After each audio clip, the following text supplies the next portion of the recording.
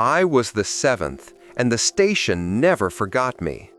I should have refused the assignment the moment I read the briefing, but curiosity pushed deeper than caution. The outpost's name, Perseis, appeared in no registry, no archive, no forgotten expedition list. It felt invented, a place meant to exist only once someone stepped into it. The helicopter pilot offered no explanation. He barely looked at me. He dropped my crate on the snow and vanished into the white sky without a single word, leaving me alone with the wind and an uneasy silence that felt older than the ice around me. The station wasn't visible at first. Only the faint angle of a metallic shape broke the landscape's emptiness. I brushed away the snow and uncovered a hatch that was far too clean for a site abandoned in 2011. The padlock looked new. When I typed the code, it opened as if waiting for my arrival. The hatch hissed softly, releasing air that wasn't frozen, only cold, like something inside had been breathing gently for years. Lights flickered to life as I crossed the threshold, reacting to my steps with a rhythm that felt unsettlingly aware. At the junction, the wall map showed 4 corridors, yet a 5th stood directly in front of me, narrow and unlabeled, consuming the weak light around it. A dark touchscreen beside it remained dead, but the camera above turned slowly, adjusting to my presence. The sensation was unmistakable. Perseis wasn't abandoned. It was awake, and I had entered at the exact moment it chose to open its eyes. The deeper I moved into Perseis, the more the station behaved like something studying me rather than something being inspected. The lights brightened a second after each step, following my rhythm with unsettling precision. Inside the control module, the consoles powered on before I touched them, their screens blinking through corrupted code as if waking reluctantly. Systems marked inactive since 2011 displayed faint green indicators: environmental control at 18%, lighting at 24%, pressure maintenance barely above 10%. It was enough to keep the station alive, but not enough to explain who or what was regulating it. When I opened the surveillance grid, static filled most of the screens, but 3 cameras showed clear images. The feed in Corridor 3 froze my breath. A man stood motionless at the center of the hallway, facing away, arms loose at his sides, barefoot on the metal floor. He didn't belong to any recorded crew. The timestamp read 03:03:03, exactly 12 hours before my arrival. When I scrubbed forward, he vanished between one frame and the next. No transition, no blur, just gone. A corrupted system log repeated the same fragmented phrase, duplicate signal detected. Then a soft knock echoed from the hallway. 3 taps, perfectly spaced. I stepped toward the doorway, but the station fell silent again, as though listening. When the camera feed refreshed on its own, the figure in Corridor 3 returned, unchanged, but now labeled for tomorrow. And in that moment, I understood the truth forming around me. Perseus was not observing a malfunction. Perseus was observing me. I walked toward Corridor 3 with a growing sense that the station was guiding me rather than allowing me to explore. The temperature shifted as soon as I crossed the threshold, not dropping or rising, but settling into a heavy stillness that pressed against my chest. The walls along the corridor absorbed my flashlight, swallowing the beam until only a dim outline remained around my feet. Halfway down, I noticed a symbol carved near the floor, 2 overlapping circles crossed by a single line. It didn't match any station markings I knew, yet something about it felt familiar, as if I had seen it in a dream I couldn't fully remember. I checked each door along the hall, but every panel was locked, sealed with a precision that suggested they hadn't been touched in years. The lights flickered once, then stabilized in a way that felt intentional, like a held breath waiting to be released. Returning to the control room offered no comfort. The system files were so heavily corrupted they resembled decaying memories rather than damaged data. Inside a hidden folder labeled Echo, I found logs from 2011, listing a crew of 6, but each entry had the number overwritten with 7 in frantic handwriting. One message read, "Duplicate biosignal confirmed." Another warned, "Do not acknowledge the 7th." Before I could question it, 3 soft taps sounded from the wall beside the unlisted corridor. Gentle, measured, as if something were knocking from the inside of the station itself. I didn't answer. The air tightened, then relaxed, as though Perseis were adjusting to my silence. When I stepped back, the camera above rotated smoothly to follow me. I understood then that the station was not malfunctioning. It was aware, and whatever occupied these halls had been waiting long before I arrived. I tried to focus on procedure, but Perseis resisted the idea of routine. When I placed a sensor outside the 5th corridor, it recorded perfect atmospheric stability every hour except at 0303, when a sudden spike appeared with no identifiable source, as if something large had moved without displacing space. I ran a full power audit hoping for clarity, but instead found something worse. A module labeled E, absent from all schematics, drawing a small yet steady current from the core. Its wiring didn't match the station's architecture. It looked added, grown, or formed after construction. Tracing the conduits led me to a floor panel slightly misaligned. Beneath it lay a narrow hatch I hadn't noticed before. It opened with a low click, revealing a ladder descending into cold concrete. The air below felt older, untouched by the controlled environment above. I climbed down into a thin tunnel that stretched farther than should have been possible beneath the outpost. At the end stood a door with a worn keypad. The display was dead, but the surface of the number 7 was polished, as though pressed repeatedly. When I touched it, the screen flickered to life, waiting. 7 taps unlocked the door. Inside was a chamber that seemed out of place, its walls absorbing light instead of reflecting it. A single CRT monitor sat in the center, buzzing faintly. When it turned on, I saw myself walking through the station not in real time, but 1 second behind, like a reflection out of sync with its own body. I leaned closer, feeling the hairs on my neck rise. The future version of me on the screen stopped walking, turned, and stared directly at the camera. Then the feed went dark.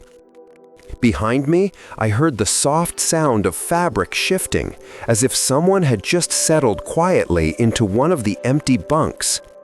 I backed out of the chamber slowly, forcing myself not to turn too quickly, afraid the movement would confirm something standing behind me. The station felt tighter now, as if the walls were narrowing with each breath I took. Returning to the dormitory wing, I noticed one of the bunks, perfectly made earlier, now had a faint indentation on the mattress, as though someone had lain down only moments before. The curtain was drawn halfway, swaying gently, despite the still air. I approached, but the closer I got, the stronger the instinct to stop became, like a pressure rising behind my ribs. I stepped back. I wasn't alone, not truly, not in any sense that mattered. At exactly 0303, a knock sounded again, but this time it came from inside the dorm closet.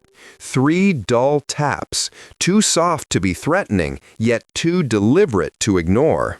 I held my breath until the silence returned. The moment it did, the lights dimmed, then brightened, settling into a rhythm that felt disturbingly like heartbeat and breath. The internal clocks on every console began to desynchronize, each one drifting into a different time as though rejecting any shared timeline. When I tried to call for extraction, the comm terminal played a 21-second loop of static, broken only by a voice whispering, "Don't forget what you were." The message repeated once more, then cut off. In the control module, I noticed something wedged beneath a grate. Pulling it free, I realized it was a name tag identical to mine. Edges burned, plastic warped by heat. I checked my collar. My own tag was still clipped in place, which meant this one belonged to someone else, or to another version of me.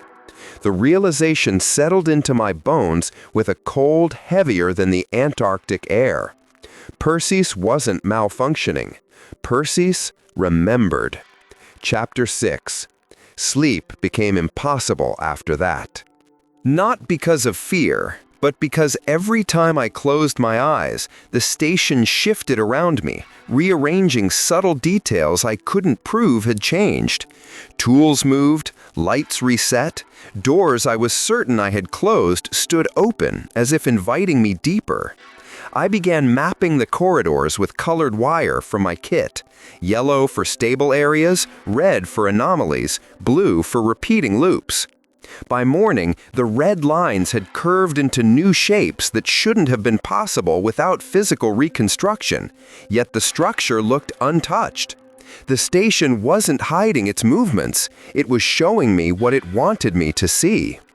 While searching the archives again, I discovered references to 7 structural divisions in early drafts of the station design, but only 6 had been officially built. The 7th, according to a fragmented engineering note, was non-physical, role-based. I didn't understand the meaning until I returned to the sublevel chamber. The CRT monitor no longer displayed my delayed reflection. Instead, it played fragments of memories I knew were mine but altered. My apartment, but with a window that never existed. My father, standing in a room he never owned. Me, asleep in a bed arranged differently from any I'd lived in. Each image flickered with timestamps from days that hadn't happened yet. One clip showed me entering this very room, leaning toward the camera, whispering something my present self couldn't hear. The walls vibrated softly, as if amused by my confusion. When the footage abruptly ended, the screen flashed a single line before fading. "You are approaching alignment." My pulse stuttered. Alignment with what? Perseis didn't answer, but I felt its attention tightening around me like an invisible grip. The deeper I explored, the more Perseis reshaped my understanding of direction and time. Corridors no longer behaved in straight lines. Some stretched subtly, others compressed, while a few folded back upon themselves as if the station were practicing new geometries. My wire map became a living diagram of shifting logic, the red lines bending into new configurations each time I blinked. During a systems check, I noticed a faint rhythmic fluctuation in environmental pressure, repeating every hour except at 0303, when the graph spiked violently before flattening into perfect calm. It wasn't noise, it was intention.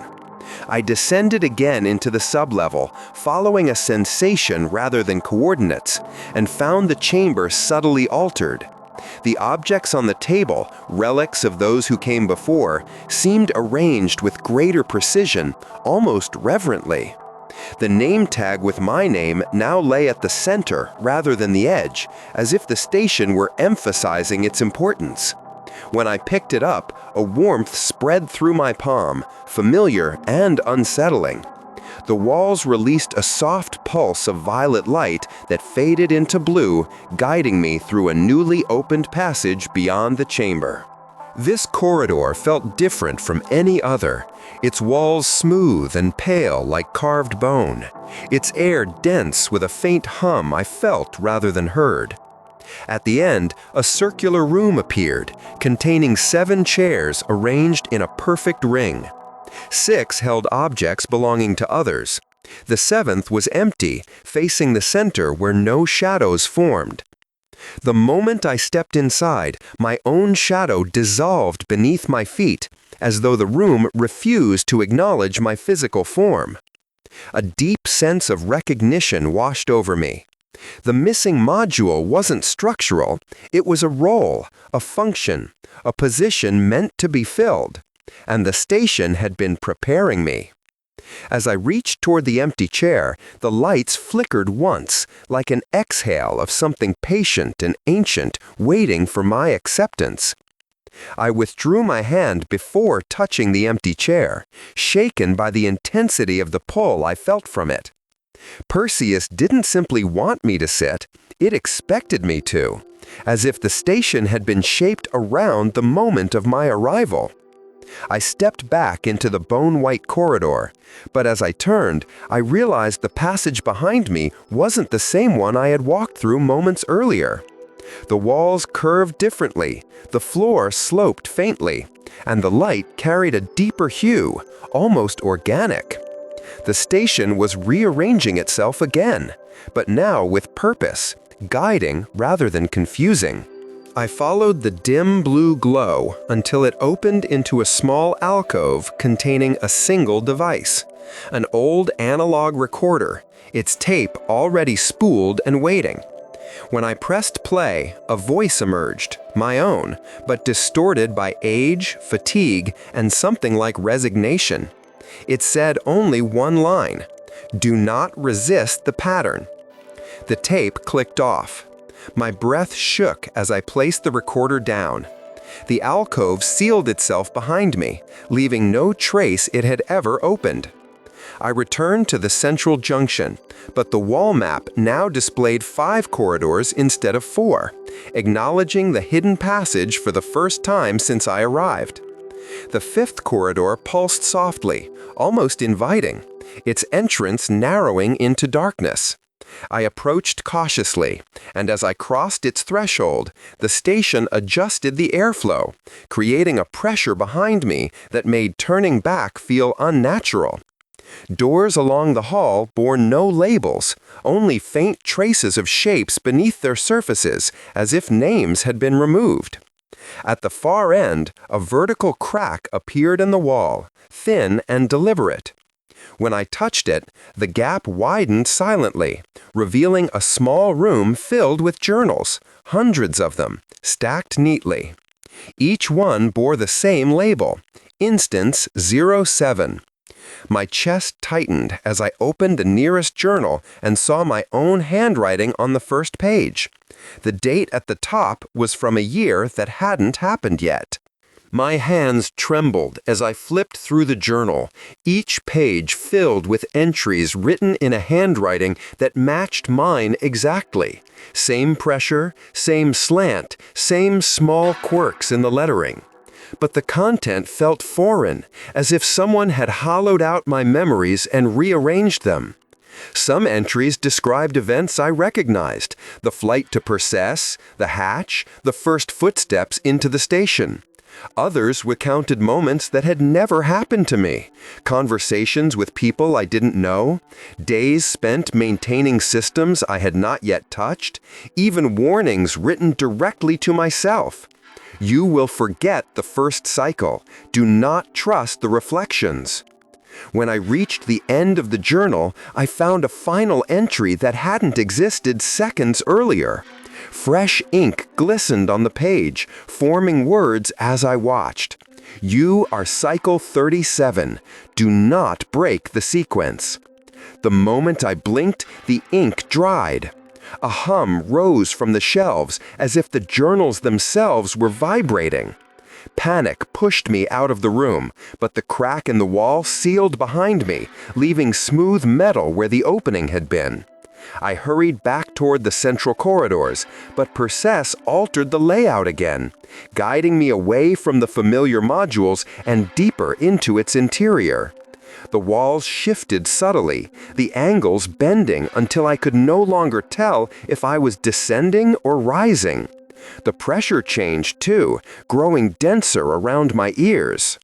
Ahead, a faint, rhythmic sound emerged, like slow breathing echoing through steel. I followed it unwillingly, drawn by a mixture of dread and inevitability. The corridor ended at a door I hadn't seen before, its surface etched with the same overlapping circles symbol I'd found near the floor days earlier, though now it pulsed with faint light. When I placed my palm on it, the door slid open soundlessly, revealing a chamber filled with violet-tinted fog swirling around 7 tall pillars arranged in a spiral. A single chair stood at the center of the formation, empty, waiting. The moment I stepped inside, the door sealed shut behind me. The air inside the chamber was warmer than the rest of the station, dense with a faint metallic scent that clung to the back of my throat.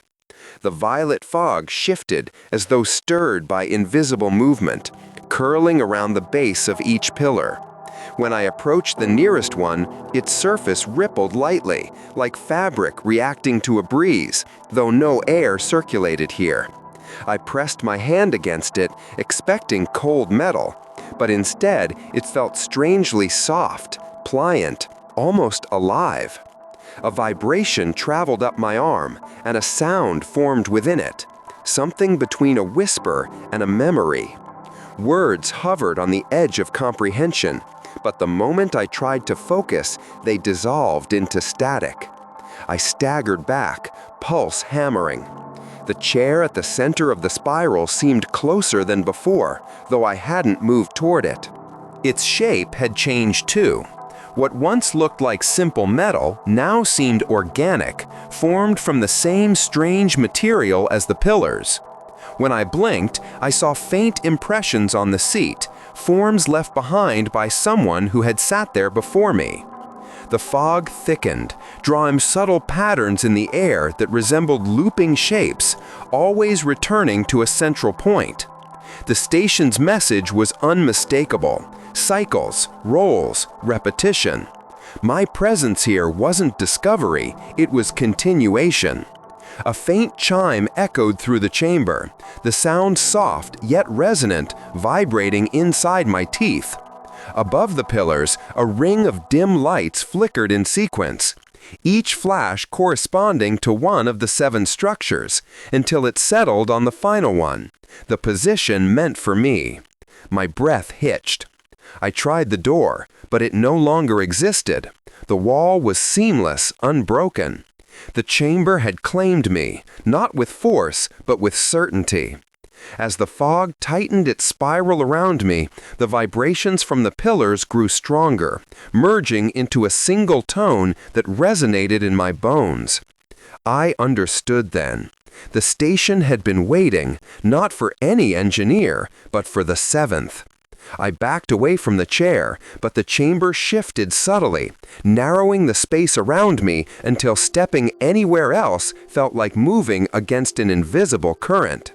The pillars vibrated with a low harmonic hum that seeped into my chest, aligning my heartbeat with their rhythm.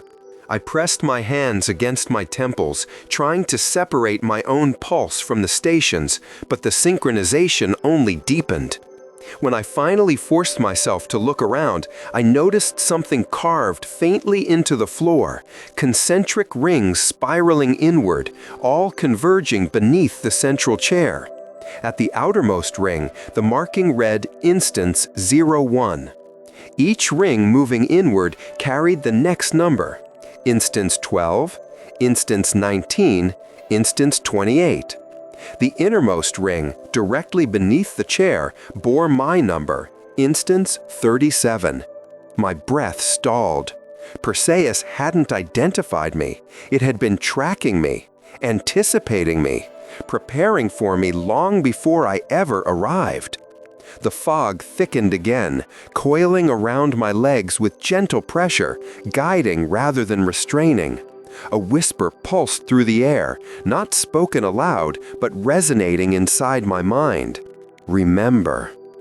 I staggered back toward the wall, searching for any seam or opening, but the chamber's surface was perfectly smooth, as though it had never contained a doorway. Panic tried to take root, but the station smothered it, replacing fear with a surreal calm that didn't feel like mine. I looked down at my hands. For a moment, just a flicker, they weren't aligned with my movements, as if a second version of me lagged half a second behind. I blinked hard, and the illusion vanished, but the nausea remained. The pillars pulsed again, faster this time, filling the room with rising expectation. The hum grew into a tone that reverberated in my bones, and I realized the chamber wasn't trapping me, it was preparing me. I stepped backward, but my body drifted forward, drawn without my consent toward the center of the spiral. And for the first time, I understood the truth buried in the logs. The seventh wasn't chosen. The seventh was inevitable. I pressed my feet into the floor, trying to resist the pull toward the chair.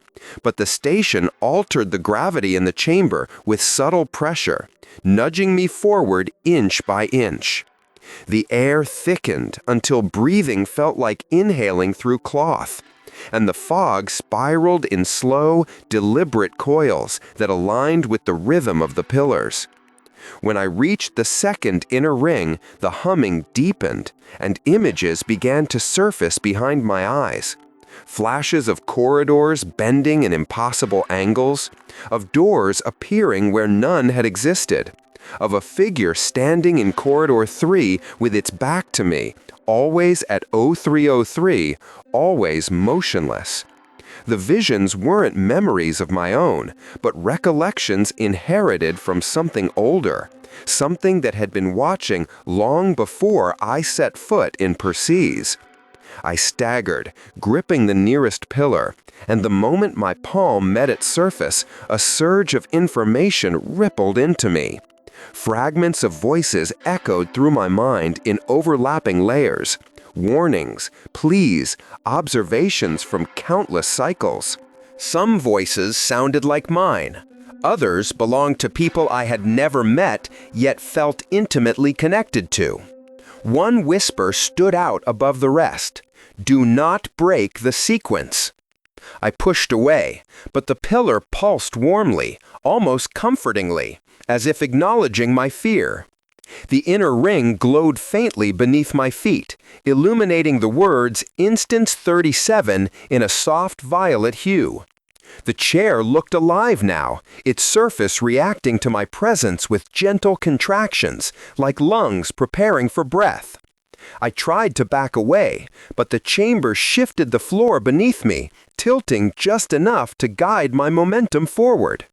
My vision blurred at the edges, the fog thickening into shapes that almost resembled human silhouettes circling the room. The pillar's tone sharpened into a steady resonance, and the walls absorbed every echo, holding the sound close like a secret. I realized then that the station was not merely observing me, it was aligning me, shaping me into the role it required. And as I reached the final ring, the truth pressed against my mind with undeniable certainty. I wasn't stepping into the seventh position. I was returning to it. The silhouettes in the fog began to sharpen, not into people, but into impressions of presence, outlines made of memory rather than flesh. They circled the chamber with slow, deliberate motion, their forms flickering in and out with each pulse of the pillars. As I stepped onto the innermost ring, the air vibrated so intensely that my bones felt tuned to a frequency only the station understood. My vision split for a moment, two overlapping images of myself drifting out of sync before collapsing back into one. The sensation left a ringing in my ears, a hollow ache behind my eyes, as if another mind had brushed against mine. I reached the chair, now undeniable in its expectation. The surface seemed to draw breath, inhaling deeply as I approached. A cold certainty settled into me. Every cycle ended here, not with force, but inevitability. The fog parted slightly, revealing faint etchings on the pillars. names scratched repeatedly until the markings blurred together. Some resembled mine, some belonged to strangers. Some looked half-formed, as though the station had begun writing them before their owners ever arrived. I reached out to touch one of the etchings, and my fingers passed through the surface as if breaking the plane between two overlapping realities. A flash of vision struck me.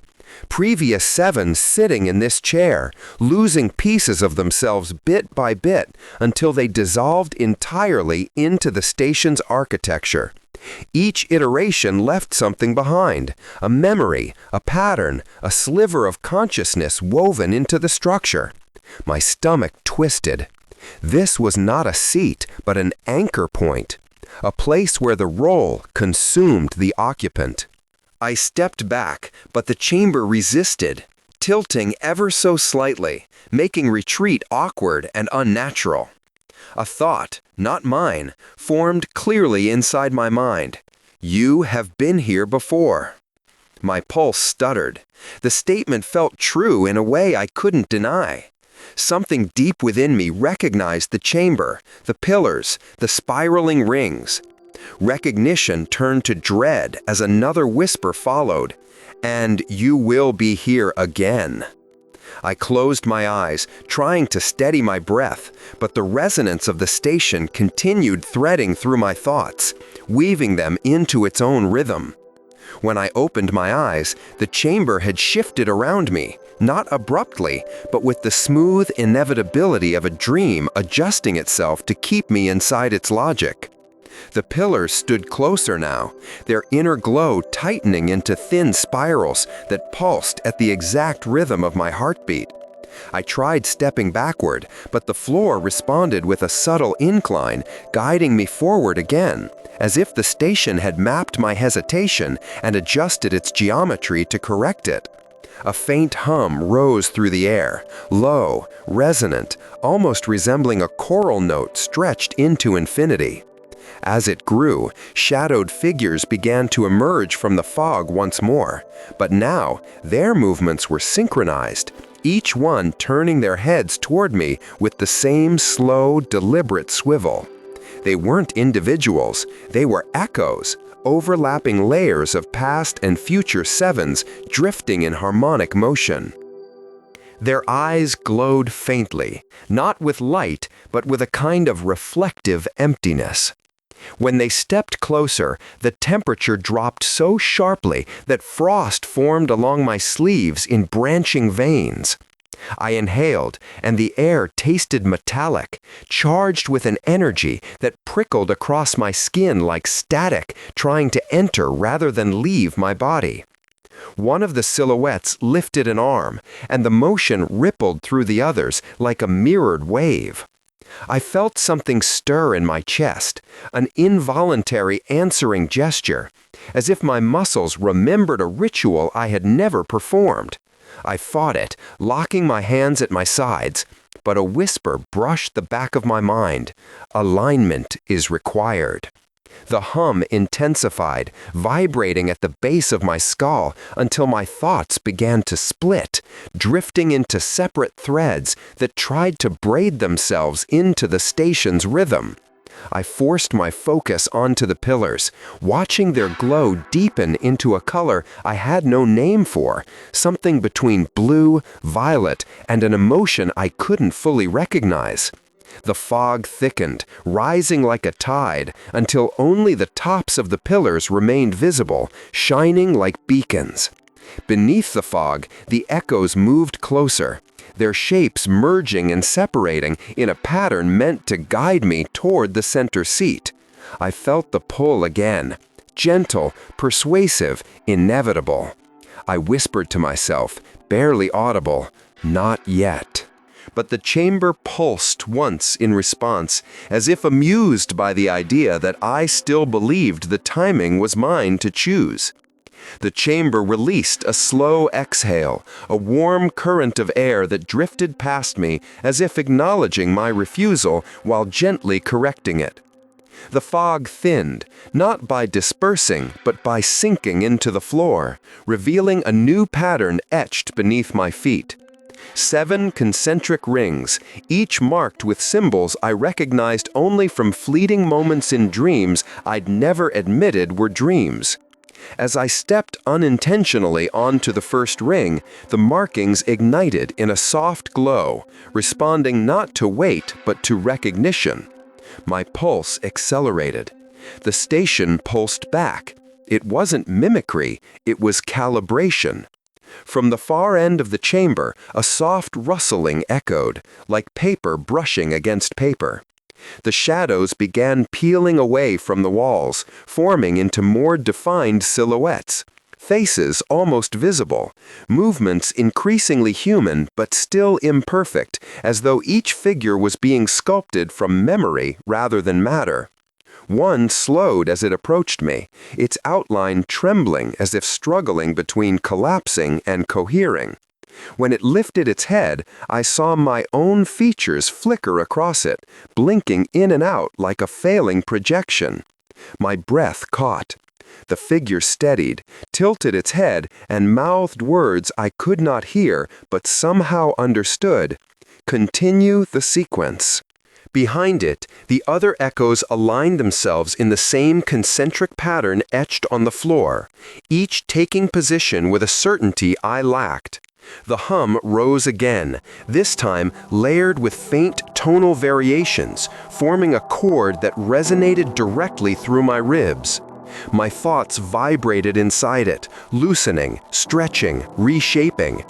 I felt the rings beneath me shift subtly, tilting my balance toward the chamber's center. I tried to resist, digging my heel into the groove, but the floor softened around it like warm clay, releasing me with patient insistence. Panic tightened my throat. The station answered by dimming the lights until only the symbols glowed, warm and rhythmic, inviting and coercive at once. The echoes lifted their hands in unison, palms outward, waiting for the moment when my own would rise without command. And deep in my mind, a thought not entirely mine whispered, "You are already advancing." The chamber brightened gradually, not with light, but with awareness, as if the walls were beginning to remember me in ways I had not consented to. The symbols around the rings shifted again, rotating smoothly beneath my feet until each mark aligned with a point on my body: wrists, spine, ankles, throat, mapping me like a diagram the station had studied long before I arrived. A pulse rose from the floor, traveled up my legs, and settled somewhere deep behind my sternum, where it lingered like a second heartbeat, waiting for synchronization. I tried stepping out of the ring, but the air thickened instantly, resisting my movements as though the atmosphere itself had hands. It wasn't violent, it was corrective. My breath came shallow, fogging briefly before vanishing into the room's strange circulation. The echoes surrounding me shifted as well, forming a wide arc with a hollow center, leaving only one position unfilled, mine. Their gestures slowed, softened, and then froze entirely, like paused frames waiting for the missing piece of the pattern to fall into place. The hum that had followed me since the descent into the lower chambers deepened into a vibration I felt behind my teeth, coaxing thought into rhythm. A whisper pressed against my mind, insistent but not forceful.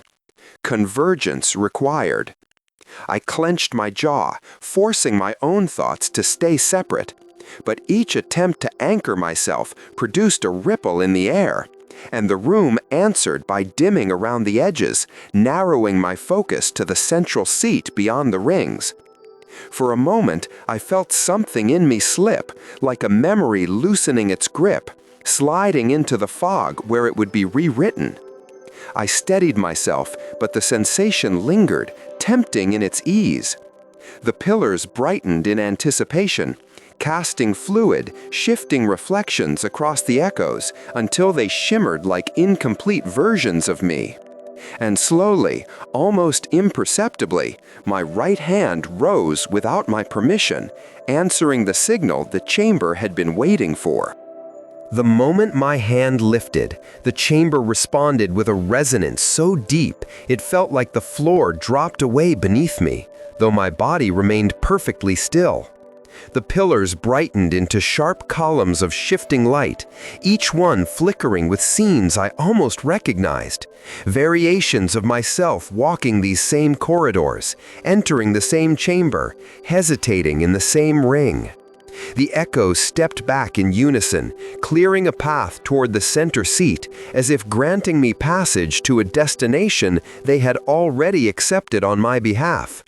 My pulse stuttered, then synchronized with the chamber's hum, the vibration settling through my bones like a final instruction. I tried to say something, maybe a protest, maybe a plea, but the air swallowed the words before they formed. The seat emerged fully from the fog, shaped not by metal, but by intention, molded to hold someone who had already been chosen long before becoming aware of the choice. As I stepped forward, the resistance that had once pushed me now guided me gently, supporting each movement as if ensuring I didn't falter. The echoes bowed their heads, their forms collapsing into thin ribbons of light that spiraled upward and dissolved into the pillars. A warmth pressed against the back of my mind, not intrusive, but inevitable, welcoming me like a long-awaited signal finding its receiver. When I sat, the chamber contracted, aligning itself around me with perfect precision. The rings pulsed once. Acknowledgement. The pillars pulsed twice. Confirmation.